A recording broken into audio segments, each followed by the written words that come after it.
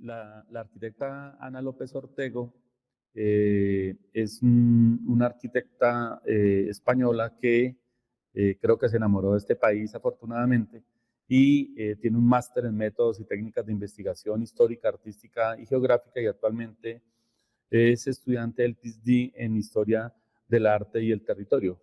Ana es cofundadora y codirectora del colectivo Arquitectura Expandida, donde colabora con movimientos urbanos de base en la exploración y creación de espacios alternativos de participación y autogestión ciudadana en áreas periféricas de la ciudad. Estas alianzas pretenden articular lenguajes urbanos diversos con los del urbanismo y la arquitectura como forma de acercar las decisiones sobre la ciudad a a estos sectores tradicionalmente excluidos y a estos debates. Los repertorios de acción utilizados se mueven entre la investigación urbana y urbanística, la autoconstrucción colectiva y la visibilización de datos y el arte activista. Ana, bienvenida, muchas gracias por aceptar la invitación y tienes el espacio. Muchas gracias, Carlos, por invitar, más bien. Y un saludo a todos los que están por acá. Voy a comenzar, un saludo a Andrés también, que ahora creo que tengo la imagen justo de la Casa de la Lluvia en concreto, el render, ¿no? Como con el mismo perfil, justo creo que la tengo en la presentación y así complemento lo que estabas hablando. Bueno, voy a comenzar compartiendo pantalla para no andar con más preámbulos e intentar hablar un poco de los repertorios de acción, de los movimientos urbanos de base y de los repertorios de acción colaborativa que podemos establecer pues desde nuestra o nuestras disciplinas, ¿no? Entendiendo que muchas veces pues son difusas, ¿no? Las fronteras entre disciplinas. Me gustaría comenzar muy brevemente, digamos, planteando un poco cuáles son nuestro campo de juego, ¿no? Es decir, cuáles son los elementos que caracterizan un poco Arquitectura Expandida. Arquitectura Expandida es un colectivo, es una plataforma, a veces somos más, a veces somos menos. Creo que la identificación de colectivo depende mucho del proyecto concreto en el que nos encontramos. Varían las personas, varían los grupos y los colectivos que se integran, pero siempre trabajamos en periferias urbanas, normalmente desde la perspectiva geográfica, es decir, en el borde urbano de la ciudad, pero siempre desde la perspectiva social, política, económica y sobre todo decisional de la periferia, ¿no? Zonas donde no existe esa lógica del derecho al territorio como forma de tomar decisiones también sobre el territorio. Nos interesa particularmente los espacios comunes y los agentes que tienen algo que ver con los espacios comunes. Hablo de los espacios comunes para no hablar del espacio público, porque el espacio público finalmente tiene una determinación administrativa y nos interesa más bien la condición de lo común, ya sea espacio abierto exterior y corresponda con un espacio público, ya sea espacio abierto exterior y corresponda con otro tipo de determinación predial, ¿no? Pero sí nos interesa eso porque además nos interesa porque nos permite explorar formas de convivencia y formas alternativas de organización. Trabajamos con los movimientos sociales o los movimientos urbanos de base. Creemos que es algo muy importante por muchas razones. Primero porque, bueno, son movimientos que ya parten de alguna forma de la comunidad, pero acaban adquiriendo un alto grado de sofisticación. Estoy hablando de huertas urbanas, de bibliotecas comunitarias, de grupos de hip hop y rap, de deportes urbanos, es decir, gente organizada que a través de distintos lenguajes y a través de distintas formas de reivindicación del derecho a la ciudad, finalmente reivindican el derecho a la ciudad, ¿no? Tienen, digamos, no solamente toda una carrera, sino toda una acción. Y nos parece que colaborar con ellos como articuladores con las comunidades de una forma más amplia, pues es muy positivo para todos, ¿no? Nos ofrece un amplio repertorio de posibilidades. Tenemos una aproximación crítica y de derechos y en ese orden de ideas pues abordamos el conflicto como un elemento natural del entorno urbano y también estamos convencidos que la relación entre lo micro y lo macro pues no es tan diferente, es decir, uno puede actuar en una escala micro e investigar en una escala micro y de alguna forma también lo está haciendo en una escala macro de ciudad, sobre todo porque los movimientos urbanos de base, y además la teoría de los movimientos urbanos de base es así y plantea esto, el crecimiento no es tanto desde la perspectiva en la que va a haber un grupo que va, digamos, a adquirir un capital político, o digamos, sí, el crecimiento tiene que ver con la articulación en red, ¿no? Es decir, muchas acciones pequeñas y muchos colectivos de pequeña escala que se acaban articulando. Y eso tiene mucho que ver con el activismo, ¿no? El activismo territorial, el lobby territorial, etcétera, ¿no? Y nos inquieta mucho, como decía antes, cuando hablaba de las periferias, pues la segregación espacial en la ciudad y la segregación medioambiental, ¿no? El hecho de estar en las periferias urbanas muchas veces significa estar cerca de las zonas más contaminadas o de las zonas que tienen peor calidad del aire o peor calidad del agua. Entonces, me gustaría hablar de distintos repertorios de acción, es decir, sí, distintas formas de accionar que son próximas a nuestra disciplina y que se hacen a través de movimientos, de articulaciones con movimientos urbanos de base. Y particularmente me gustaría contar algunos proyectos de arquitectura expandida a través de estos distintos repertorios. De manera que no voy a profundizar en ningún proyecto particularmente, sino que voy a pasar más bien identificando repertorios, ¿no? El primero tiene que ver con la autoconstrucción y prototipado. Este proyecto es la autoconstrucción de una sala de cine comunitario en Ciudad Bolívar, en el barrio Potosí, donde además creo que estáis trabajando en el marco de este encuentro laboratorio. Este es un proyecto que se hace en articulación con la Escuela de Cine Comunitario Ojo al Sancocho, que es una escuela de cine y festival. Anualmente se hace un festival de escala internacional, pero que tiene pues muchísimos años de experiencia. Corro el riesgo de equivocarme, pero aproximadamente 18 o 20 años la escuela y el festival pues puede tener, no sé, 14 o por ahí, ¿no? Como veis, pues al final el tema de la autoconstrucción es un tema que es absolutamente propio de los barrios de origen informal, pero ha estado tradicionalmente muy vinculado a la vivienda y quizás hay un relevo generacional que se preocupa por otro tipo de espacios, ¿no? Quizás porque las necesidades vinculadas a la vivienda pues ya han sido más o menos o superficialmente cubiertas y empezamos a entender que también los espacios culturales son espacios de primera necesidad, ¿no? Siempre este tipo de intervenciones se combinan con actividades culturales, con encuentros donde diagnosticamos el territorio o donde hacemos uso de la palabra, documentación audiovisual, etcétera, ¿no? El ejercicio del prototipado es muy importante, entendiendo el prototipado como esa prueba y error, ¿no? Y el prototipado es tanto físico, y pongo esta imagen de las sillas de cine que tienen que ser suficientemente cómodas para ver una película durante 2 horas y con un material, bueno, pues que en últimas está cosido, de manera que las señoras del barrio vinculadas al proyecto, pues no solamente podían coserlo para digamos, para la construcción del proyecto, sino que también era muy fácil como de renovar, también el propio material permite que sea fácil de limpiar, bueno, etcétera, etcétera.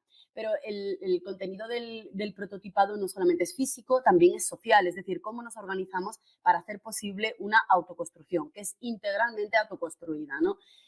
Comités de materiales, comités de distintos tipos de vertientes, ¿no?, que tiene el proyecto, ¿no? Que no solamente se basan en la autoconstrucción, también se basan en pensar cómo se puede sostener y mantener este espacio posteriormente, ¿no? Qué tipos de alianzas se pueden hacer en función del tipo, pues, bien de institución o de colectivo o de población que pueda requerir el uso del espacio.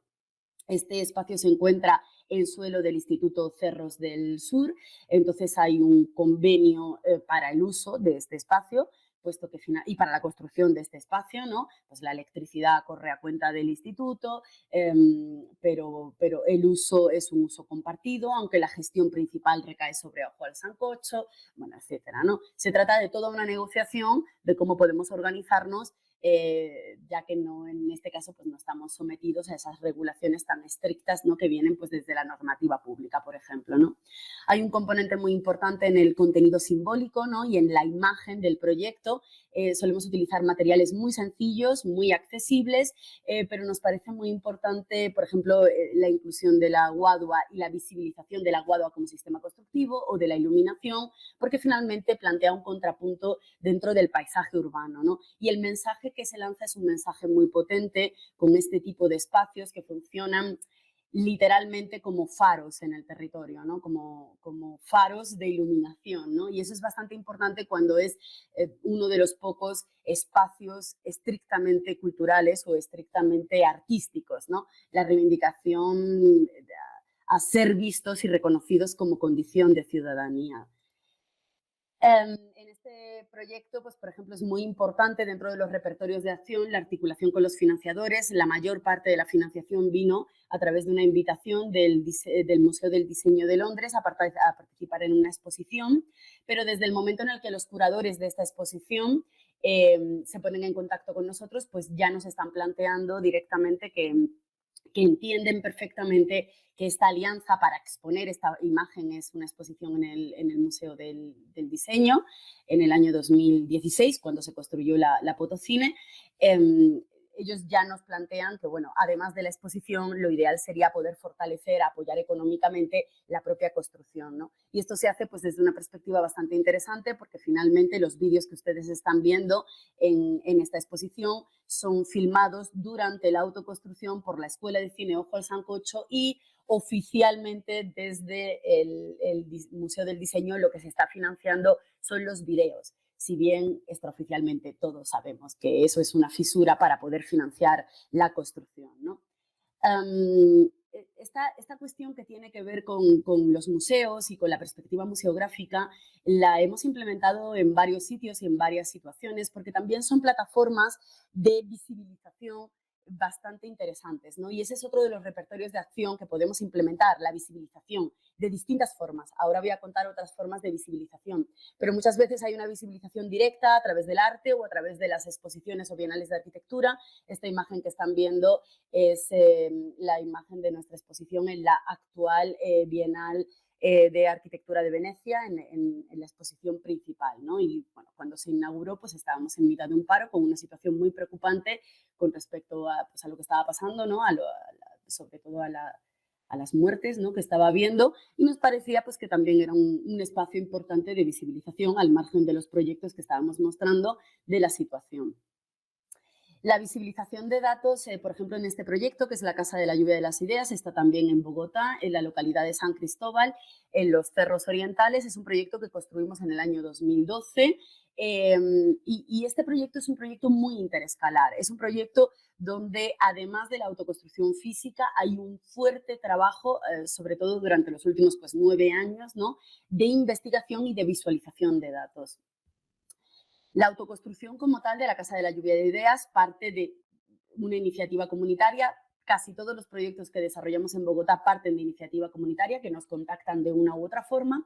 En este caso, para tener un salón comunal, que bueno, pues es el equipamiento quizás más reconocido desde las comunidades para saber, para tener un espacio de encuentro, ¿no?, sobre todo en los barrios de origen informal o como los queramos llamar, ¿no?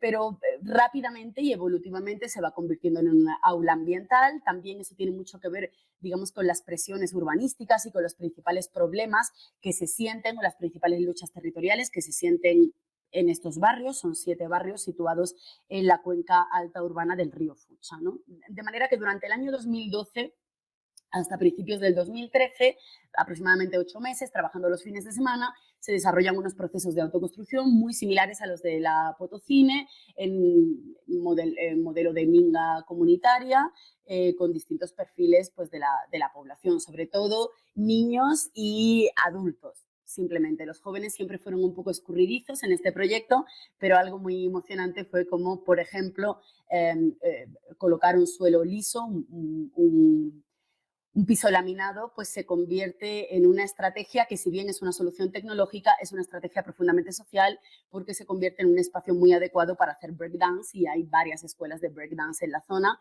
de manera que en último se convierte en una estrategia para vincular a jóvenes, ¿no? No fue pensado así, o sea, fue una casualidad, ¿no? Pero después, en el análisis de la situación, pues nos hemos dado cuenta cómo este tipo de tecnologías acaban fortaleciendo los espacios, ¿no?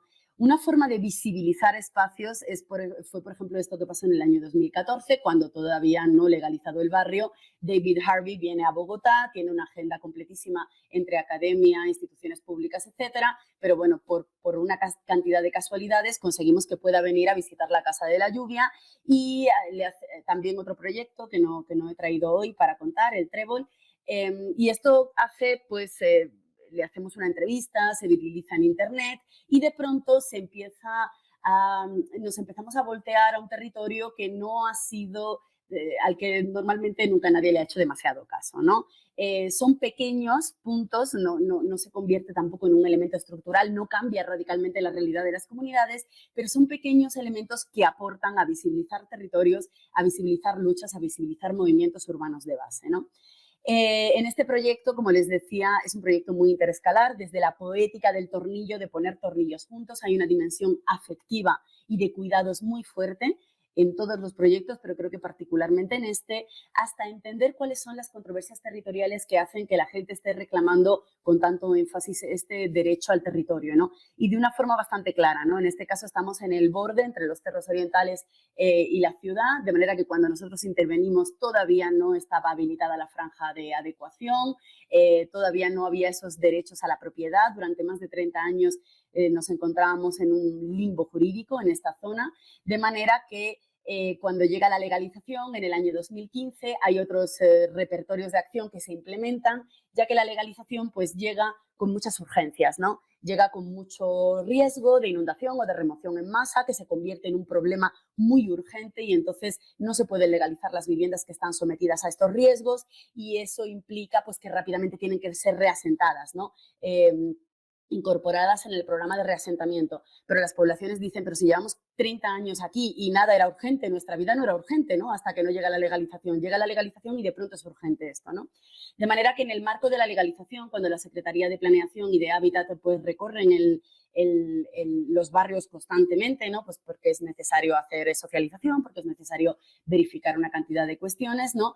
Uno de los repertorios de acción que implementamos fue mucho más plástico y fue amplificar algunas, lo que hicimos fue utilizar cartas que ya estaban escritas desde las juntas de acción comunal de los distintos barrios del Alto Fucha.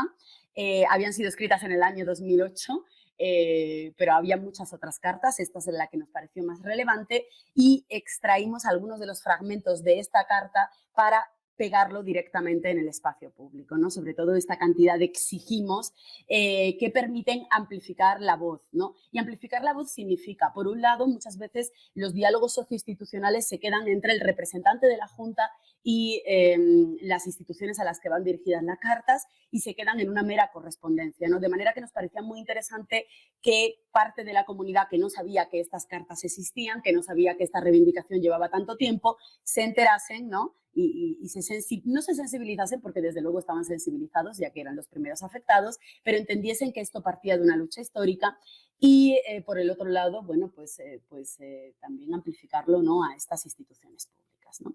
Esta es la imagen de la que hablaba Andrés, ¿no? En el marco del Plan de Mejoramiento Integral de Barrios, pues la construcción de la Casa de la Lluvia parecía un problema.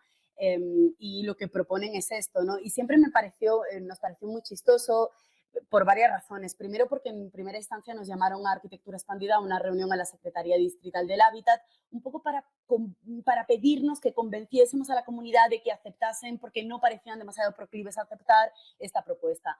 Nosotros un poco lo que les planteamos es, bueno, primero que no infantilicemos a las comunidades, que si quieren hablar con ellos, que hablen con ellos, nosotros no tenemos que convencer a nadie y que nosotros no íbamos a hacer una piedra en el zapato, que la decisión, o sea, no tenemos ese ego para decir es que la Casa de la Lluvia se tiene que mantener tal y como está, ¿no? Pero que hablen con ellos y que les planteen, ¿no? Bajo mi punto de vista, y esto es solo bajo mi punto de vista, porque creo que tampoco fue Francelias Lancheros, que es el presidente, el que dijo no. Además, Francelias es muy hábil en eso. Él siempre convoca a toda la comunidad y entonces siempre hay decenas de personas en las reuniones que votan y eso es algo bastante interesante porque legitima mucho. Uno entiende que no es por ahí un presidente que está tomando decisiones. Y como les decía, bajo mi punto de vista, en este caso concreto, para mí el principal problema no era la materialidad. Para mí no era la materialidad. ¿Podía haber sido reconstruida en concreto? No lo sé. Yo creo que podría haber entendido en algún punto esa situación, ¿no? Para mí lo más grave era otra cosa. Lo más grave era que la financiación para poder construir la nueva Casa de la Lluvia de Ideas implicaba plata del Fondo de Desarrollo Local de la localidad de San Cristóbal y por lo tanto era plata pública, de manera que la gestión del espacio ya no podía corresponder a la comunidad. Había dos modalidades, o se conformaba como un salón comunal vinculado directamente a la Junta de Acción Comunal o se conformaba como una casa cultural, pero en ese caso tenía que establecerse un operador externo, porque además licitar la operación de un espacio cultural estaría vinculado pues, a tener el músculo económico suficiente como para poder ganarse esa licitación, cosa que la comunidad nunca iba a poder demostrar, a pesar de que en ese momento, que era el año 2017, ya llevaban 5 años, autogestionando el espacio y de una forma bastante sobresaliente, ¿no? Entonces, cuando pongo estas imágenes es porque me parece que es importante también entender la importancia de la gobernanza de los espacios, ¿no? Dentro de estos espacios, ¿no? Dentro de estas luchas o de estas pugnas. En el marco del territorio Alto Fucha y muy en articulación con la Casa de la Lluvia de las Ideas, pero también de la colectiva Huertopía, que es una colectiva que también son habitantes del barrio y son jóvenes, estudiantes de universidad pública con otro nivel de formación y nacen también un poco bajo la presión de esta legalización y de la cantidad de afectaciones, ¿no? Por riesgo y por protección ambiental. En el año 2019 hicimos un proyecto, conseguimos una financiación para hacer un proyecto que se llamó En Riesgo y que lo que pretendía era analizar los riesgos para las comunidades derivados de la gestión de los riesgos, ¿no? Esto era un sentir muy fuerte dentro de las comunidades. Por ejemplo, esta obra de mitigación del riesgo que se encuentra justo abajo, ahí en el Alto Fucha, pero justo en la zona más baja, ¿no? Mitigación del riesgo para quién, no más inmobiliarias en los cerros. Es bastante preocupante para las comunidades sentir que hay obras de mitigación del riesgo para vivienda de interés social o vivienda libre, pero para vivienda en propiedad horizontal en últimas, pero que en los barrios populares esto no se implementa, ¿no? Este es el estado o esta es la imagen en la que quedan muchas veces los territorios después de que llegan las políticas de gestión de riesgos, ¿no? Estos predios que están como llenos de escombros que ustedes están viendo es donde antes había vivienda, que han sido recomendadas al programa de reasentamiento y que normalmente tienen un decreto que regula esos suelos, se llaman suelos de protección por riesgo, son suelos públicos porque para incluir una vivienda en el programa de reasentamiento la institución pública tiene que adquirir estos suelos, pero sin embargo el estado en el que se encuentran es de puros escombros, a pesar de que, como digo, hay un decreto del año 2008, creo que es el 462, que bueno, dice que estos predios lo que tienen que ser son huertas comunitarias, mejor dicho, el decreto es una belleza, ¿no? Pero la realidad es otra, ¿no? La realidad es esta. De manera que durante este proyecto, y no quiero meterme demasiado en la complejidad urbanística del proyecto, porque era un proyecto complejo, sino más bien en los repertorios de acción, desarrollamos distintas formas de visibilizar esta problemática. Una de ellas puede ser los memes. A veces nos parece que el meme es un lenguaje viral, es un lenguaje en el que nos podemos también reír, ¿no? Un poco casi reír del absurdo, ¿no? Y bueno, en este caso pues hablamos de, bueno, cuál es el estilo de la gestión del riesgo de la Alcaldía Mayor de Bogotá, ¿no? Cuando la lógica es la de dejar estos escombros y es responsabilidad de ellos, ¿no? También hay otros de los repertorios que tienen que ver con analizar los planos de amenaza en los decretos del año 2004, 2013, 2018. Aquí lo tenemos, por ejemplo, en el barrio Laureles, Manila, etcétera. Laureles, Manila y Gran Colombia, que son 3 de los barrios del Alto Fucha. La línea azul que ven es la del río Fucha, ¿no? Y uno ve que toda esta cantidad de cambios, bueno, pues no se sabe muy bien a qué responden, pero sin duda generan desconfianza, generan inquietud y sobre todo porque el tema de la amenaza de riesgo pues pone en jaque el proyecto de vida de mucha gente, ¿no? De manera que por lo menos habría que ser transparente a la hora de explicar por qué los planos de amenaza cambian tanto de un año a otro cuando apenas hay 5 o 7 años de diferencia entre uno y otro, ¿no? Este tipo de proyectos, este tipo de visualizaciones, bueno, pues se hacen a través de instalaciones directas o de reuniones directas con las comunidades, pero también se hacen a través de sistemas de información geográfica, también se hacen identificando quién es quién, la dificultad de saber quién es quién y de qué se encarga cada institución en cada uno de los espacios de un proyecto, ¿no? Recorrer la zona, hacer recorridos, digamos que, por ejemplo, Huertopía ya tiene toda una dinámica de recorridos medioambientales, entonces incluir dentro de los recorridos medioambientales estas paradas o esas estaciones que también tienen un componente crítico, ¿no? Este tipo de colectivas como Huertopía, esta es una imagen bastante antigua, como del año 2016, algo así seguramente, lo que permiten entender es que las comunidades, aunque no entiendan, aunque no sepan simplemente cuál es el decreto 462 y cuáles son los predios de protección por riesgo, entiende que esos predios, que son en últimas espacios vinculados al miedo, son chirriaderos, son atracaderos que tienes al lado de tu casa, ¿no? Hay una forma de recuperarlos de forma comunitaria, ¿no? De manera que sin saber nada del decreto ya están haciendo lo que dice el decreto, ¿no? Ya están recuperándolos de forma comunitaria con agricultura urbana, etcétera, etcétera. Entonces, por ejemplo, en el marco de este proyecto también hay otro repertorio de acción que nos parece claro, aparte de estudiar la normativa y de visibilizarla, es proponer protocolos, como por ejemplo esto que planteamos para estos suelos. Y cuando digo protocolos es porque, bueno, no se usan ningún tipo de material plástico ni de caucho, no utilizamos llantas, utilizamos solamente guadua, material que puede ser biodegradable, sin hacer cimentaciones, sin hacer cubiertas para evitar que pueda ser considerado como algún tipo de ocupación de estos suelos, ¿no? Y protocolos para que finalmente las instituciones competentes le den salida a una situación de estos suelos que es bastante problemática, ¿no? En los barrios. Algo bastante interesante de este proyecto que se desarrolló en el año 2000, lo puedo mostrar ahí, creo que lo lograríamos ver. Tuvimos una página web para intentar articular toda la información, una página web que tiene fotografías, que tiene sistemas de información geográfica. Por ejemplo, acá tenemos un sistema de información geográfica que desarrollamos con ellos, donde están todas las capas, superponemos capas institucionales con capas sociales, ¿no? Después de este proyecto, donde uno se puede descargar las resoluciones directamente y que os reconozco que este sistema de información geográfica es bastante utilizado por la comunidad del Alto Fucha, sobre todo a través de los líderes, ¿no? De los movimientos urbanos de base que ya existen, ¿no? Porque posiblemente pues, la señora por allá que tiene ya cierta edad y que no está familiarizada con las tecnologías, pues no sabe leer esto, pero se acerca donde Iván y Jody y les pregunta, oye, ¿me ayudáis a mirar en el planito ese que tenéis mi casa, cómo es que está afectada, etcétera, etcétera? Y bueno, ahí se produce como esa articulación que es necesaria, ¿no?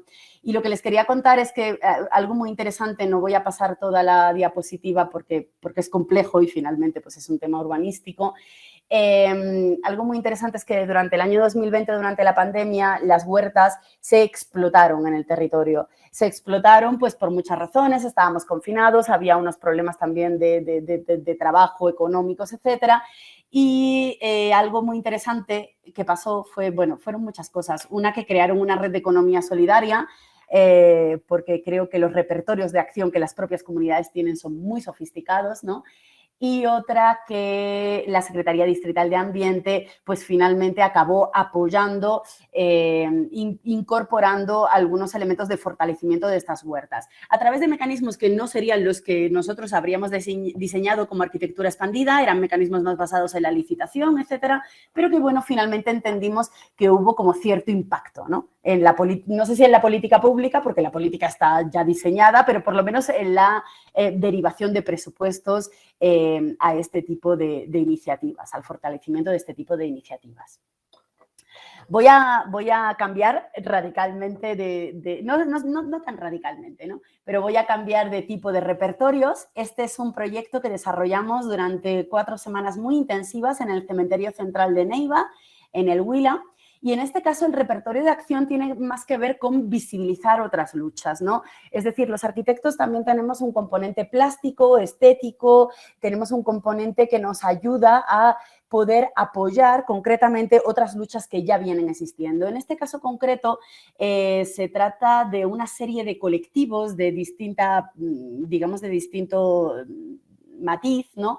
Que están reivindicando que el Cementerio Central de Neiva no se demuela. Se quiere demoler, está en el centro de la ciudad para construir vivienda, y quieren que no se demuela por muchas razones. Primero, porque los colectivos que están alrededor de este espacio consideran que es un espacio público, que se usa como espacio público, que es uno de los pocos arterias o pulmones verdes de la ciudad, donde hay un tema climático interesante.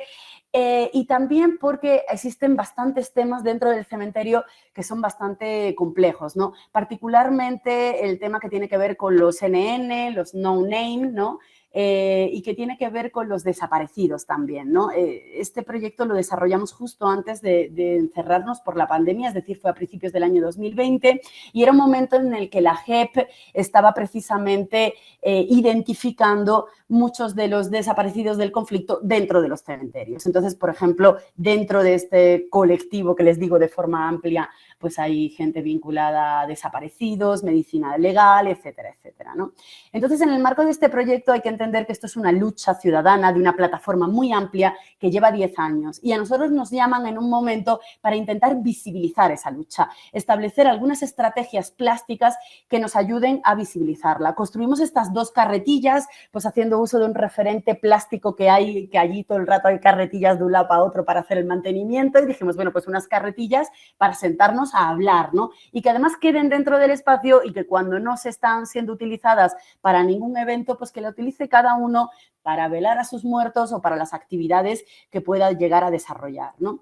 Y se combinaron con otro tipo de pequeñas intervenciones, por ejemplo, el reconocimiento de las vendedoras de flores que llevan más de 20 años en el exterior del cementerio y que todavía no han sido formalizadas, o para la inclusión, por ejemplo, nos coincidió con el 8 de marzo, entonces también hubo una serie de eventos porque esta plataforma ciudadana es muy amplia y están también vinculadas colectivos feministas que reivindican cuestiones como los temas de los feminicidios y transfeminicidios, de manera que hacen recorridos en el cementerio para identificarlos y evidenciarlos, donde se incluyeron también performance, es decir, hay otros, en este tipo de asociaciones y en este tipo de vínculos, creo que nos mezclamos de una forma como muy armónica con otras formas de expresión, ¿no? Porque finalmente se trata de eso, ¿no? Y finalmente construimos unas letras después de un debate bastante amplio en esos sillones, ¿no? En esas carretillas que eran no me olvides, ¿no?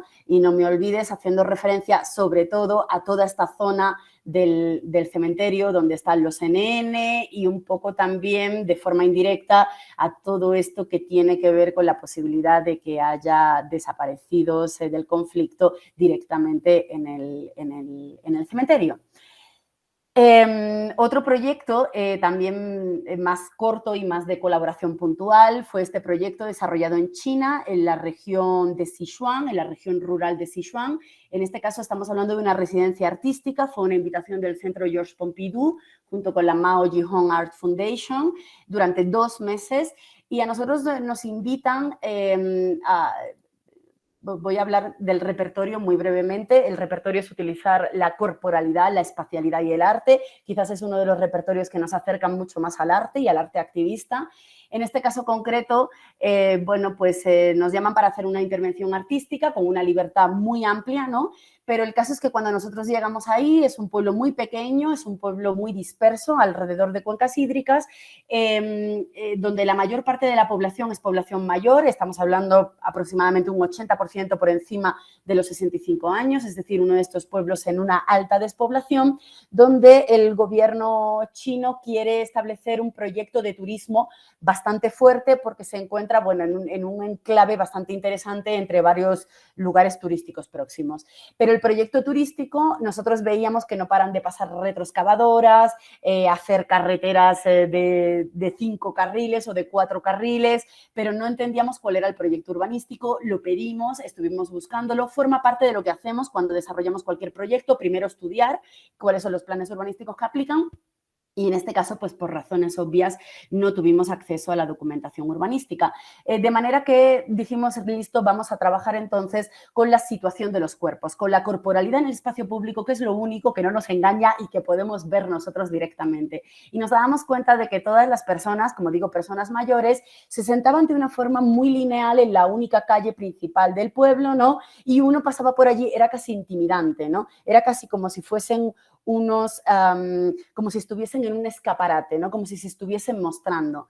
Para esto tienen una herramienta muy interesante que es este banco popular chino, muy típico de las zonas rurales, que se llama Chandeng y que es muy ligero y se trata de una sola pieza, también longitudinal de madera, ¿no? Lo que hicimos en este proyecto de una forma muy sencilla fue hacer 9 versiones de ese Chandeng e intentar de alguna forma remarcar que existe un poder performativo de los cuerpos en el espacio público, ¿no? En este caso, quizás el referente teórico más importante que usamos fue Judith Butler, cuando habla de vulnerabilidad corporal, coaliciones y políticas del territorio, y cuando habla de que los cuerpos agrupados en el espacio público, aunque no todos tengan un discurso unitario, pero tienen un mensaje, lanzan un mensaje, ¿no?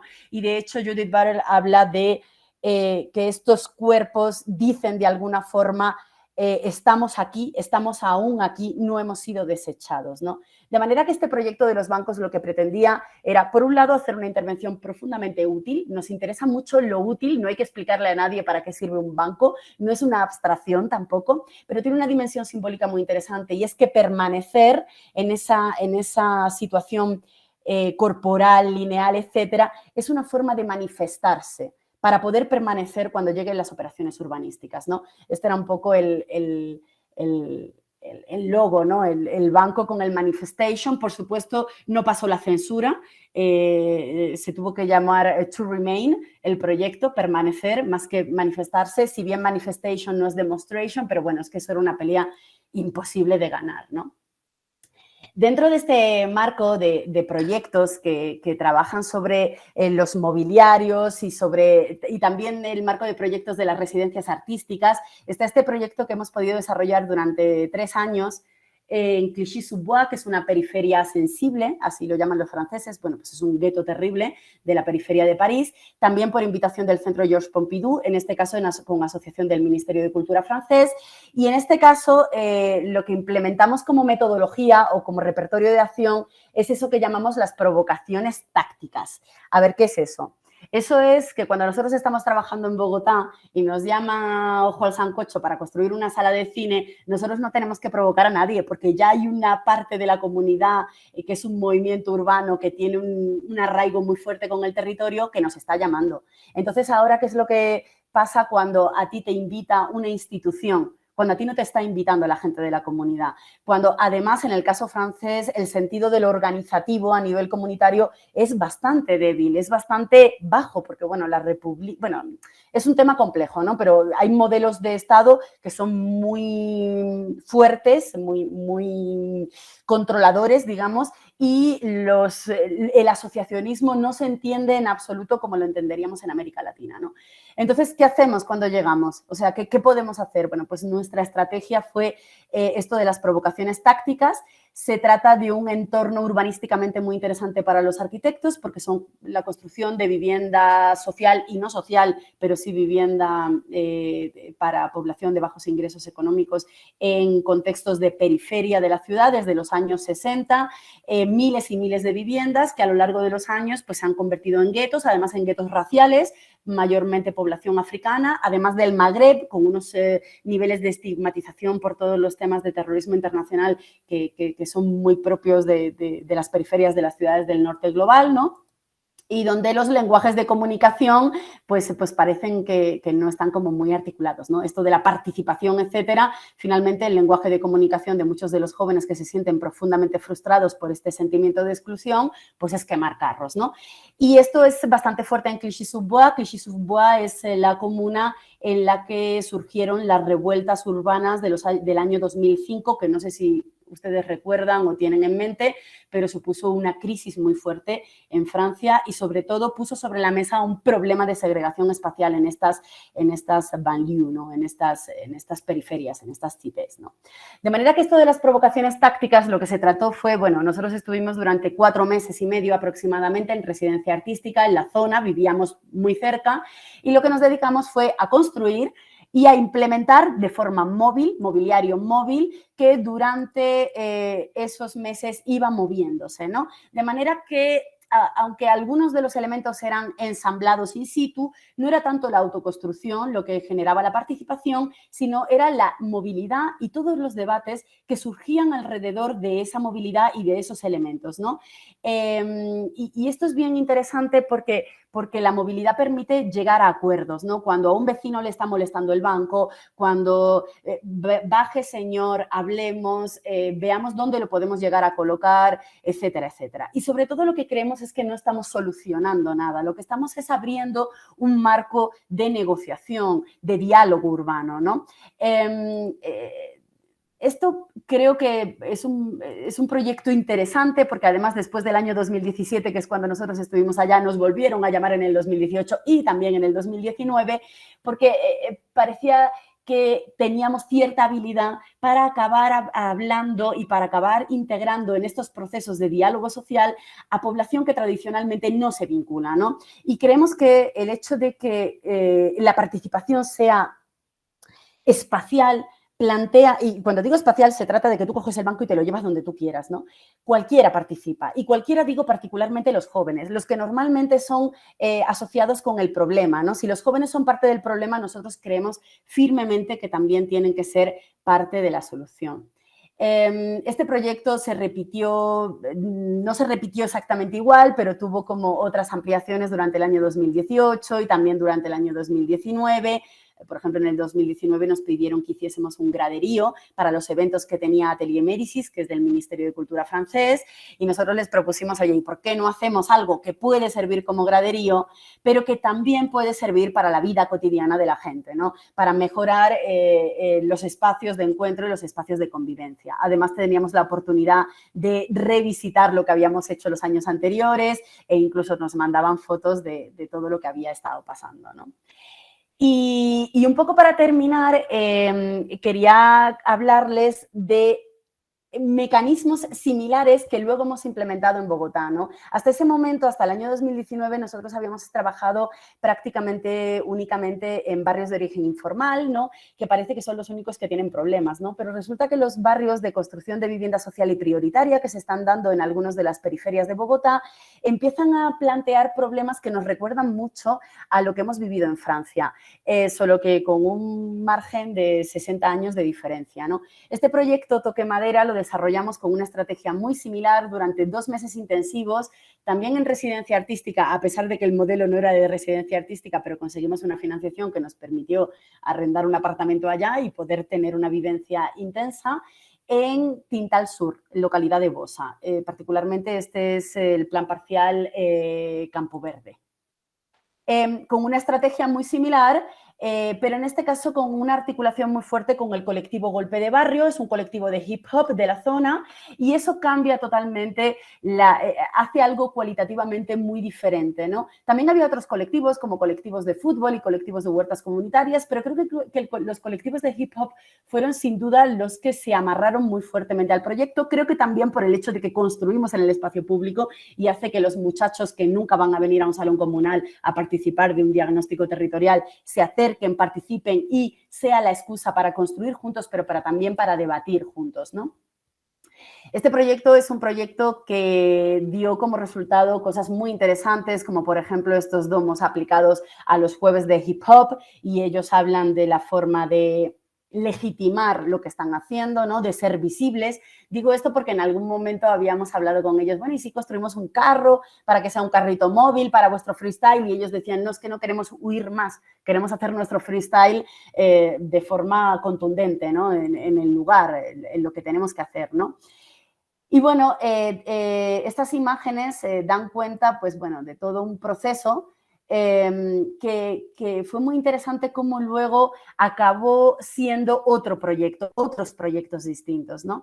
Terminando este proyecto y de nuevo a principios del 2020 les pedí a los raperos que nos hiciesen un recorrido con mis estudiantes de la universidad, además era un recorrido pagado, ellos eran conferencistas y tenían esa consideración y me parece importante reconocerlo así. Y ese recorrido empezaron a identificar una cantidad de conceptos que ni en la mejor clase de proyecto urbano yo he escuchado, ¿no? Hablaban de la repetición, del copy-paste, en últimas hacen referencia casi al non-stop city, ¿no? hacen referencia también a las fronteras, a cómo estas obras de mitigación de los riesgos de inundación se convierten en formas de segregar los barrios, porque además es que no existen pasos, además no son concebidos como espacios verdes, como espacios de recreación, ¿no? Son obras infraestructurales, ¿no? Esta es la forma en la que uno se tiene que autogestionar el paso para no tener que caminar 1,5 kilómetros adicional. Hablan de cómo se produce esa relación tan compleja entre los barrios nuevos y los barrios antiguos o ese divorcio, ¿no? Cómo lo que se supone que son los parques pues apenas son lugares no cualificados, ¿no? Donde no pasa gran cosa aparte de rejas y aparte de una alta densidad de población. Hablan de los desbordes, ¿no? De cómo los arquitectos nos imaginamos y las constructoras construyen este tipo de parqueaderos para carros, pero resulta que la realidad vital y económica de las poblaciones son otras, ¿no? Entonces las poblaciones se desbordan a otro tipo, a sus necesidades, ¿no? Porque forma parte de su naturaleza, al espacio público, porque por supuesto no existen apenas equipamientos y tampoco espacios comerciales. Y esto dio lugar a otro proyecto que fue el Mapeo al Pedazo. El Mapeo al Pedazo fue un proyecto de cartografía crítica entre el colectivo de hip hop Golpe de Barrio y Arquitectura Expandida. Habíamos leído juntos a Judith Butler, precisamente, hablamos de la vulnerabilidad territorial. Los chicos se inventaron una carreta bien interesante y 3 recorridos. Lo llamaron Perro Barrio, autorreconociéndose como perros de barrio. Y bueno, hicieron unos recorridos y a partir de esos recorridos, pues nosotros empezamos a investigar todos los decretos, todos los planes parciales que había asociados a ellos, los proyectos futuros, etcétera, ¿no? Es decir, desde lo particular y desde la cultura de la calle, pues acabamos llegando un poco a la cultura urbanística. Esto se tradujo en una cartografía, también en una cartografía pues, con sistemas de información geográfico y en un tema de hip hop que se llamó Jauría, porque nos parece que los lenguajes son diversos y hay que darles pie a todos ellos, ¿no?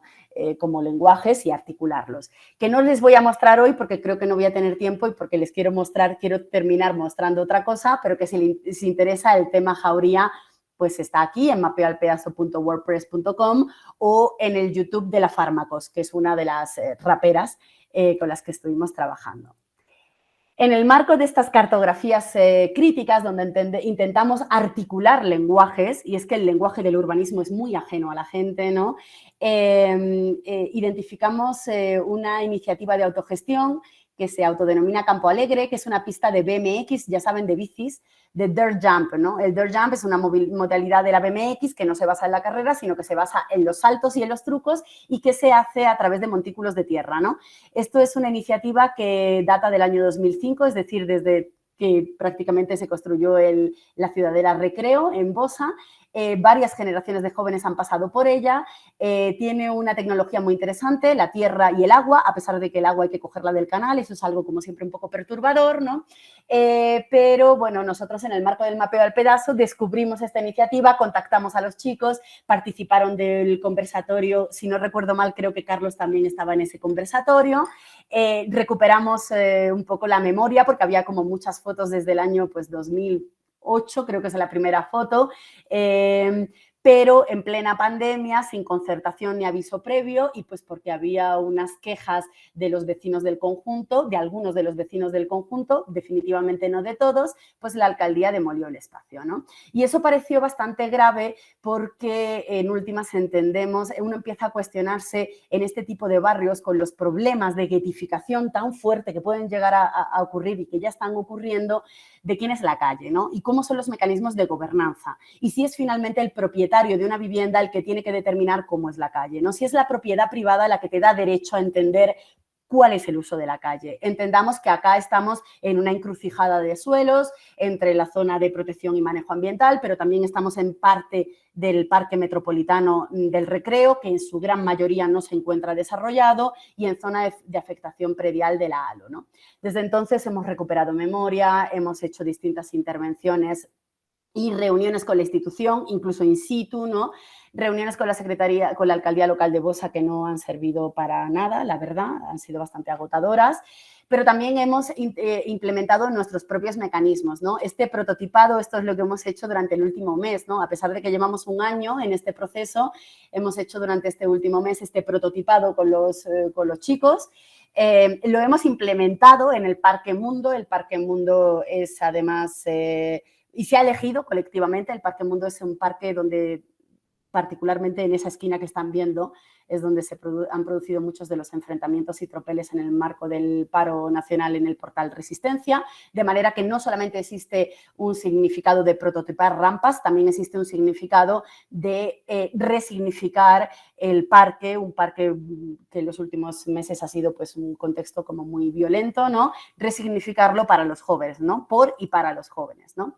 El fin de semana pasado, y esto os lo cuento así ya como en súper exclusiva, ¿no? Estuvimos haciendo una bicirodada con la BMX y también los chicos decidieron implementar este tipo de intervención que visibiliza desde sus lenguajes, desde el graffiti, esta situación, ¿no? Yo creo, bueno, lo que pasa es que creo que es mejor que tengamos alguna pregunta, entonces quizás mejor no les muestro esto, ¿no? También hemos hecho un esfuerzo, simplemente se lo cuento muy rápidamente, hemos hecho un esfuerzo en los últimos meses por combinar, hemos trabajado en periferias muy diversas. Para nosotros, sin duda, los cerros orientales es algo muy, muy diferente y las formas organizativas de los cerros orientales que el occidente de la ciudad. Sin duda, el occidente de la ciudad es mucho más duro y mucho más complejo medioambientalmente, en la relación con la policía, en el control espacial, en las condiciones en las que viven los jóvenes. O sea, para nosotros hay una diferencia enorme, pero nos parece importantísimo combinar, articular, generar espacios de encuentro entre estos movimientos de base que, a pesar de que tienen repertorios de acción muy diversos, unos son las huertas, los otros es el dirt jump, todos son un poco como la comunidad de la pala, ¿no?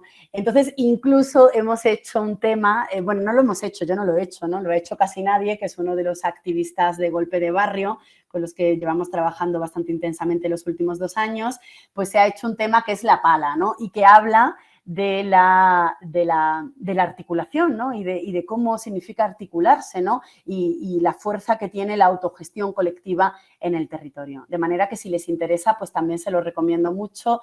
Está en el YouTube de Casi Nadie. Y con eso yo creo que paro porque no me da tiempo a seguir mostrando a seguir mostrando proyectos y porque por lo menos tengamos 6 minutitos para conversar. Ana, mil gracias por tus reflexiones, te agradezco enormemente. Creo que lo que te había propuesto lo alcanzas a hacer, que era no tanto mostrar los proyectos, sino cómo de alguna manera esas dinámicas e iniciativas en las que ha venido participando pues el colectivo de arquitectura expandida lo sistematiza, lo reflexiona, lo reconstruye en términos de eso que tú denominas repertorios de acción colaborativa, que creo que nos da una mirada muy interesante de esas distintas perspectivas de el hacer, ¿cierto? Y el hacer en el territorio y el hacer con la gente. Entonces quisiera darle la palabra a algunas personas que quisieran hacer algunas preguntas o reflexiones con Ana.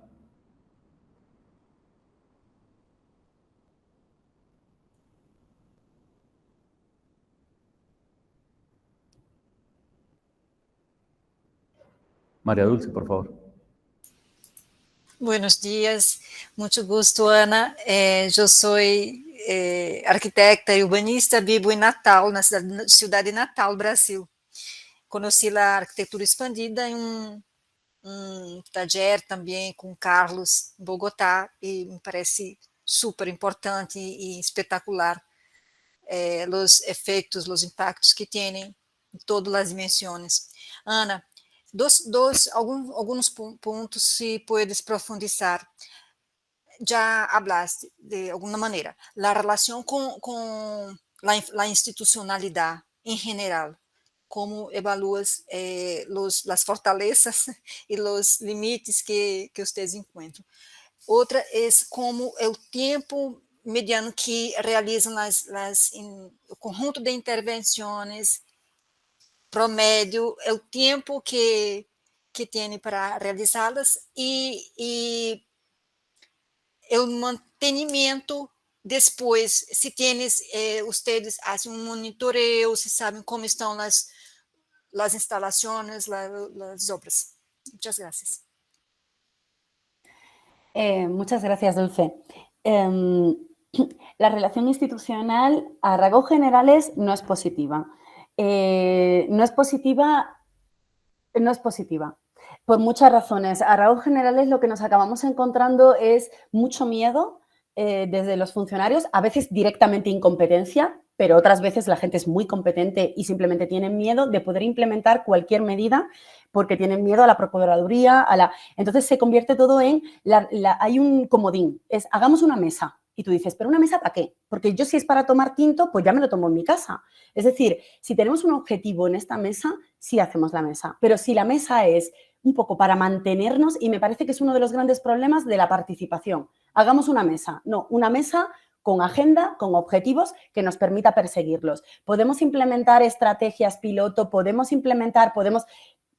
ese es un poco, muy brevemente, pero en general la relación con la institucionalidad no es positiva. Sobre todo las instituciones de cultura, de patrimonio, pues sí es muy positiva porque solemos estar de acuerdo, todos están de acuerdo con nosotros. Ahora, cuando llegamos ya a temas, por ejemplo, de alcaldía local, es terrible, ¿no? Y sobre todo porque además nosotros tenemos la capacidad de estudiar técnicamente. Entonces, las últimas veces con el tema de los chicos de la BMX, llegamos a la alcaldía.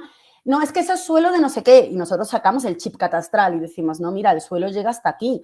Entonces, también al final es como, no sé, creo que hay como mucha facilidad para poder vulnerar derechos porque al final nos escondemos en una vaina técnica que por allí alguien ha dicho. Nosotros pedimos, por ejemplo, dónde está la resolución o por lo menos el acta de la reunión donde se decide demoler el espacio y no existe y nos lo dan 6 meses después y lo firman 3 personas de la institución que dicen, claro, yo también podría firmarlo. Es decir, a veces creo que hay una,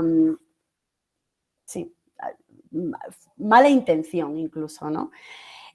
Con respecto al tiempo, varía mucho si estamos en Bogotá o si estamos fuera de Bogotá. En Bogotá vivimos, entonces en Bogotá el tiempo que le dedicamos a los proyectos muchas veces depende de la financiación que tenemos en ese momento, luego paramos y luego continuamos otra vez. La Casa de la Lluvia la construimos en el año 2012 y en el año 2015 estuvimos haciendo acciones de visibilización, en el 2019 el proyecto en riesgo, ahorita en el 2021 hemos hecho la Comunidad de la Pala, donde también les hemos invitado a ellos junto con los demás. Entonces, siempre volvemos, más o menos, y siempre en el marco de este activismo, ¿no? De manera que el tema del mantenimiento también creemos que trabajando con movimientos de base que llevan muchos años haciendo autogestión, pues de alguna forma, no digo que se garantice, porque bueno, luego la vida es muy compleja, ¿no? Pero de alguna forma, cuando tú trabajas con movimientos de base que ya llevan muchos años autogestionando, lo normal es que se mantenga.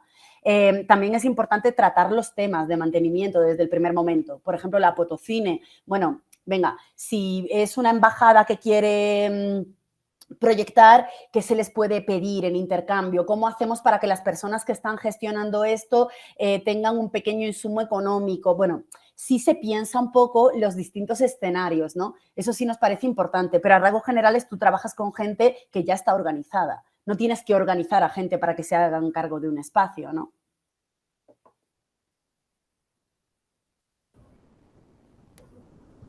Muchas gracias, Ana. Gracias, Ana, muy amable por la respuesta. ¿Quién tiene alguna otra pregunta o comentario? Iván, por favor.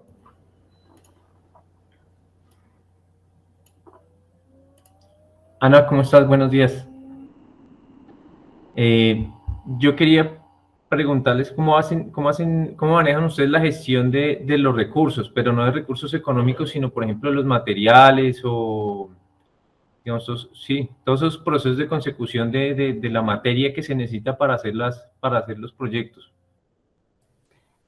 En general los adquirimos, en general. A veces tenemos donaciones, pero en general los adquirimos. El reciclaje o la recuperación de materiales nunca nos ha funcionado porque además Colombia es un país que tiene, es decir, no se desechan cosas que están en muy buen estado. Normalmente se desechan cosas que ya han pasado por un montón de estados intermedios, ¿no?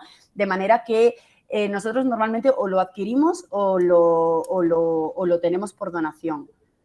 Ese es un poco el resumen, ¿no? Lo que pasa es que las donaciones son un lío, porque luego nos donan un montón de cosas y no tenemos dónde almacenarlos y ya nos ha pasado un montón de veces, pero afortunadamente tenemos cómplices. Por ejemplo, dentro de las maderas del prototipo que hicimos con Elder Jump, fue una donación de un ejercicio de estudiantes de la Universidad Javeriana y lo hemos tenido 2 años almacenado en unas bodegas de la iniciativa de Cita, que está o sea, muchas veces complicidades en las que nos ayudamos, ¿no?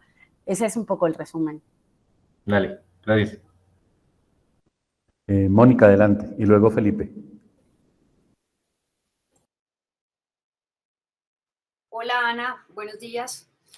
Quisiera saber qué hay en torno al tema de género en todo esto que has hecho. O sea, cómo se han vinculado las mujeres en este tema. Me parecería interesante saber, porque en las fotos siempre veo más hombres, pero me gustaría saber cuál ha sido ese proceso de vinculación con las mujeres. Gracias.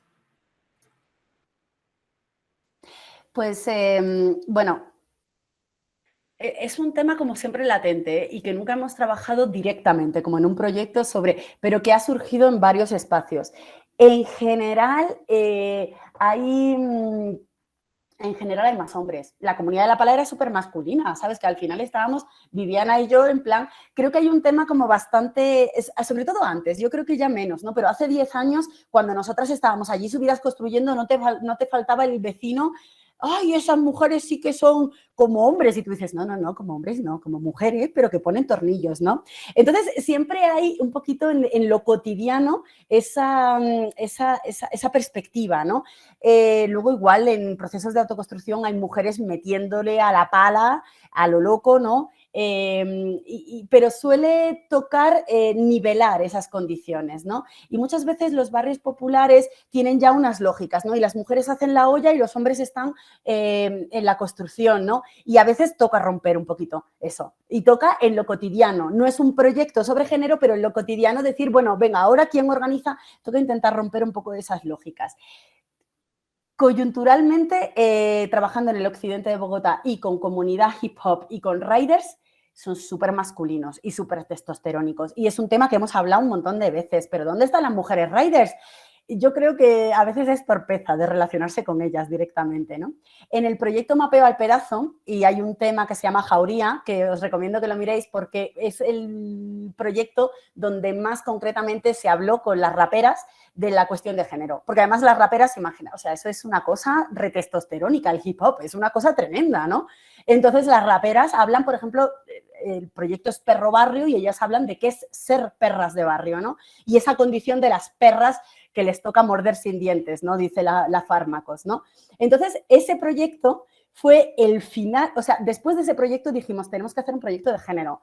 Con la Fármacos hablamos con la lucha, o sea, con Joana, que es una de las bailarinas que aparece en el vídeo, hablamos de que teníamos que abordar ese proyecto y es algo que siempre tenemos como medio cocinado, pero que nunca terminamos de lanzar. Pero te reconozco que hay más que queremos hacer de lo que hemos hecho, con respecto al tema de género. Vale, pero si se animan a hacer temas de género, porfa, avísame. Gracias. Genial. Muy bien. Felipe, por favor. Hola Ana, es un gusto volver a escucharte. Yo, de hecho, te conocí en la conferencia Comuns, no sé si te acuerdas, con la gente de Brasil. Y bueno, digamos que ahí han pasado varias cosas que me han hecho pensar. Yo recuerdo que aquella vez yo te pregunté un poco sobre la formación, sobre el tema político. Y tú me hiciste caer en cuenta que quizá lo último que se llega a hablar en este tipo de procesos es el tema de, pues no sé, porque digamos que generalmente se habla del movimiento popular y de la izquierda y de algo un poco cliché, que eso es un tema delicado. Ahora, ¿a qué voy? Digamos que este tipo de urbanismo, este tipo de intervenciones son muy importantes en detonar estos procesos sociales, en quizás organizar algunas cosas, como tú bien mencionabas. Pero mi pregunta siempre va al tema como de la escalabilidad y el proyecto futuro, porque digamos que, por ejemplo, aquí en el taller que estamos haciendo nosotros, digamos que ha surgido una discusión y es en torno a el urbanismo social como está en esta delgada línea de caer en un culto a la pobreza, en caer en un culto a la estética de la pobreza. Entonces me gustaría saber si tienes alguna opinión sobre esto, porque me parece que a pesar de que tiene el potencial de organizar estas comunidades, quizá, me parece que quizás se queda un poco corto en ver esas perspectivas. Entonces, no sé si puedas comentar un poco como en esta visión de futuro a partir del urbanismo táctico.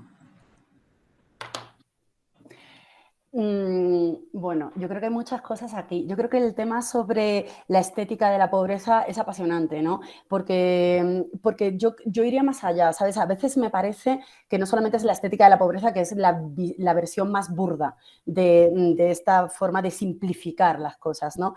A veces me parece, por ejemplo, que tenemos mucha tendencia a la folclorización de las comunidades, ¿no? Entonces, hay que folclórico trabajar con las comunidades y con la olla. Claro, la olla es maravillosa, pero no podemos folclorizar tanto a las comunidades, ¿no? Y lo que podemos hacer con ellas. Las comunidades no son homogéneas, en las comunidades pasa de todo, en las comunidades no se aguantan los mayores con los jóvenes o los de este lado con los de este otro. Entonces, creo que hay que entenderlo más como una cuestión, no sé, de la complejidad urbana, ¿no? Hay un tema que me pareció muy interesante y creo que tiene que ver con el hecho de cambiar de escala. Este último proyecto de la Comunidad de La Pala, donde estuvimos 4 colectivos de distintas bordes de Bogotá, os he dejado en el chat tanto el tema de rap de Jauría como el tema de rap de Pala, que se ha hecho el CASI. En este caso, por ejemplo, pasaron cosas muy interesantes. Primero, me parece muy interesante que conectar a gente que lleva ya años fortaleciéndose como estructuras comunitarias y integrarlos y conectarlos, además conectarlos desde la perspectiva de los recorridos urbanos, pero también de la sistematización de lo que hacen, sistematización tecnológica, cuáles son las tecnologías que cada uno utiliza, sistematización territorial, cuáles son los conflictos territoriales que nos aquejan, sistematización organizativa, cuáles son nuestras perspectivas organizativas. Eso ya es una forma de crecer de escala. Me preocupa mucho esa perspectiva de crecer de escala en la que uno tiene que ser ahora secretario de planeación. No, la estructura organizativa va a ser la misma y por muy buenas intenciones que tengas, te va a comer esta burocracia absolutamente delirante en la que nos encontramos, ¿no? De manera que creo que crecer de escala tiene que ver con eso, ¿no? Y tiene que ver también con el hecho de que dejemos ya estos clichés, ¿no? A mí me preocupa mucho, a veces, por ejemplo, yo soy docente en universidad y me preocupa ir con los estudiantes a al barrio de cualquier forma. Me parece que es importantísimo que las personas del barrio sean los anfitriones, estén pagados, estén reconocidos, tengan unas tareas concretas, o sea, y luego también me preocupa como la comunidad. Mira, en este proyecto hay una cosa súper bonita. Uno de los riders, o sea, uno de los colectivos de los Cerros Orientales es Huaques del Suque. Ellos no son indígenas, pero se autorreconocen como con la cultura indígena y tienen una apuesta fuerte por recuperar los temas indígenas. Pero luego resulta que en el costado occidental, uno de los riders, que riders es muchacho de barrio ya, es del Cabildo Indígena Muisca de Bosa. Es decir, sí es comunero y sí es indígena, pero es que además él dice, yo además de ser indígena, soy joven, soy rider, o sea, ya deja de encajarme en una sola categoría, ¿no? Uno como ser humano es muy complejo, ¿no? Entonces resulta que era como muy interesante como al final el que sí es indígena acababa aprendiendo cosas a pesar de que está vinculado con su espacio, pero también nos abría el espacio del Cabildo, ¿no? A través de Camilo, que es este chico, ¿no? Lo que quiero decir es que la folclorización, ¿no?, de los pobres, de los indígenas, de los ñeros, porque también nos ha pasado, ¿no? O sea, pues con nuestros ñeros pues trabajamos y entonces, ¿no? Pues además de ser ñero, eres muchas otras cosas, ¿no? Y me parece que, no sé, creo que tiene que haber algo más horizontal. Por eso el tema de los lenguajes nos preocupa tanto y al mismo tiempo trabajamos tanto en eso de los lenguajes. Si hacemos una cartografía y es con raperos, pues tiene que tener hip hop, porque si no es que entendemos que no estamos equilibrando los lenguajes, ¿no? Y eso yo sé que es una reflexión más que una respuesta cerrada, pero es que sí, no tengo una respuesta cerrada, ¿no? Pero está bien, de todas maneras, es un gusto siempre escucharte. Muchas gracias, Ana. Gracias, Felipe. Bien, y vamos a hacer una última pregunta o comentario de José Ignacio para poder cerrarle el espacio agradeciéndole a Ana. José Ignacio, por favor. Gracias nuevamente pues, a todos por los espacios, por las charlas interesantes, por los expositores. Y nuevamente recalco desde qué punto de vista voy a hacer la pregunta y desde qué punto de vista hago esta observación o inquietud. Trabajo para el Catastro Bogotá y en él se censa toda la formalidad e informalidad y de acuerdo a un nuevo catastro que empezó este año, a raíz del proceso de paz, que es los cambios van a ser muy fuertes y nacieron políticas muy fuertes. Y encajando todo con su exposición, yo me voy al tema de las señoras que estaban vendiendo flores en el parque o en el cementerio de Neiva. Digamos, ¿y qué es lo que uno ve cuando va al territorio?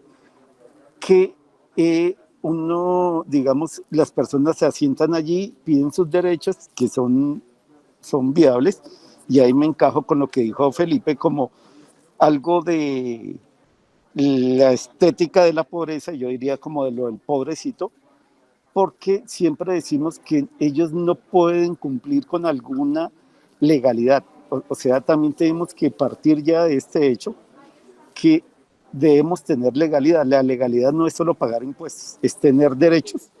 Y cuando usted tiene derechos sobre la tierra, sobre el espacio, a usted no lo pueden desplazar. O sea, parto nuevamente de la importancia de la legalidad del suelo, que es mía, y qué pasa cuando no existe eso.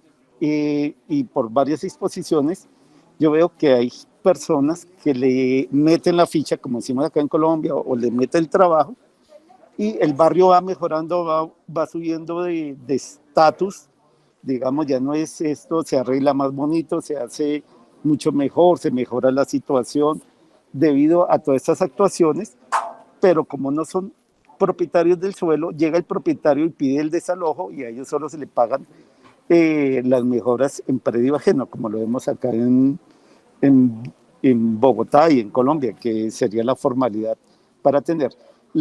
Ya teniendo esto de preámbulo, la pregunta es, ¿ustedes vieron si hay un tiempo viable para que se produzca esa legalidad o formalización de esos negocios, por lo menos el del cementerio de Neiva, porque esa perpetuidad, y uno ve que ella puede dejar al hijo y a la otra familia, y otras personas que podrían tener el mismo derecho y la misma necesidad nunca van a tener espacio, porque se comparten. Y uno lo ve cuando hay, digamos, como nosotros le llamamos invasiones, el señor que invade tiene un lote, 2 lotes, 3 lotes, y tenía 4 y 5 y 6 en los barrios anteriores. Yo quiero decir, ustedes hacen esas ayudas y esa evaluación en terreno como para que realmente llegue a todo y no se focalice como solo en los que ya están asentados allí, sino haya acceso a toda la comunidad. Y formalizar, en el momento que se formalice, como que uno ve, vaina, mire, él tiene uno acá, tiene el otro allá, tiene el otro, y este es hijo, y esto es hijo, y uno está ayudando es como que a sentar esa informalidad y no llegar a una formalidad, porque ellos a veces, personas se pueden esconder detrás de esa formalidad. O sea, ¿ustedes hacen alguna evaluación de eso? Gracias. Bueno, José Ignacio, lo que pasa es que no se trata de un proyecto especialmente enfocado al tema de la seguridad de tenencia, ¿no? De la propiedad, de manera que es un tema que se trata puntualmente. Lo que me parece rarísimo es cuando hablamos de temas de legalidad en parámetros absolutos, ¿no? Como si llevásemos 100 años de legalidad y de planes de ordenamiento territorial y de catastro, cuando lo que uno identifica en general es una cantidad de problemáticas, de inconsistencias, de anacronismos. Eso lo hemos encontrado en muchísimos barrios, ¿no? Que uno saca los usos del suelo del parque del barrio de origen informal y aparece como espacio comunal, pero un certificado de libertad y tradición está a nombre de la constructora que hizo la urbanización pirata hace 30 años. Es decir, lo que me parece extraño es hablar de legalidad en términos absolutos. A mí me parecería tremendo llegar a, por ejemplo, con las vendedoras de flores del cementerio, llegar y decir, bueno, y ahora para que haya igualdad de oportunidades para todo el mundo, ustedes, señoras, fuera y vamos a abrir una convocatoria o vamos a abrir una licitación o vamos a abrir un proceso, el que sea, para que haya igualdad de posibilidades. Pero es que esta gente lleva 30 años ahí en la puerta, entonces no hay un punto de partida igualitario, habrá que equilibrarlo. Entonces, me parece que para mí es una pregunta siempre extraña porque en la mayoría de los proyectos donde hemos trabajado, sobre todo que tienen una condición de suelo público de alguna forma, lo que existe es cuando uno se pone a rascar, lo que existe es una cantidad de inconsistencias y de anacronismos. Cuando uno se pone a mirar por un lado, por el otro, ¿no? De manera que sí, en general me parece extraño y no sé si estoy como muy de acuerdo, entiendo que tiene que haber aperturas. Cuando uno deja una dinámica informal durante mucho tiempo, es normal que se genere algún tipo de mafia y cosas muy feas las que puede llegar a haber detrás. Sobre el control del espacio, sobre el control de la venta, eso lo sabemos todos. Cualquier calle de ventas ambulantes tiene una cantidad de controles que escapan absolutamente de la regulación, pero al mismo tiempo, bueno, pues de qué nos sorprendemos, ¿no? No sé, me parece que hay como hay un planteamiento de legalidad en términos absolutos que yo lo entendería muy bien en Noruega, pero acá me parece que intentar partir desde esas perspectivas cuando ya existe de partida una cantidad de cuestiones, 30 años de hacer uso del espacio, incongruencias entre el catastro, el sistema tal y el otro sistema, o el certificado de libertad y tradición. O sea, cuando existen tantas incongruencias de partida, yo entiendo que hay que partir de ahí. No inventarnos ahora todo un mecanismo de hiperlegalidad, hiperreticulado, que creo que no se corresponde con la realidad. Entonces, a lo mejor estoy haciendo una reflexión demasiado amplia, pero también porque, por ejemplo, el proyecto en el que me preguntas de Neiva, pues, por ejemplo, en ese caso, la principal inquietud en ese momento no era legalizar, era que no se conviertan en apartamentos. O sea, ya es que había otro problema de fondo, ¿no? Y era que no se vendiesen esos suelos para construir apartamentos, ¿no? Entonces, que se mantuviese para empezar el cementerio. En fin, qué pena no poder ser más concreta con la respuesta. Bueno, Ana, mil gracias por tu participación, por tus aportes. Evidentemente, tus reflexiones generan distintas reacciones y perspectivas, que creo que de eso se trata, para poder continuar profundizando. Aquí no se trata de tener verdades absolutas o respuestas finitas a problemas particulares, sino poder abrir, por el contrario, posibilidades de acción en términos de leer a partir de estos ejercicios concretos que se han hecho en el territorio y que de alguna manera muestran a partir de esa experiencia y la reflexión sobre estas experiencias, esto que tú has llamado los repertorios de acción colaborativa. Entonces, Ana, mil gracias nuevamente por tu apoyo y colaboración. Esperamos seguirnos encontrando por el camino, ¿sí? Y pues nada, te doy el espacio para que te despidas. No, pues muchísimas gracias por la invitación y que les he dejado por ahí algunos links. Voy a dejarles ahí el del mapeo al peazo también y el de, por si tienen ganas de curiosear. Pero sobre todo, muchísimas gracias por el espacio y por las preguntas que han sido muy interesantes. Vale, Ana, mil gracias.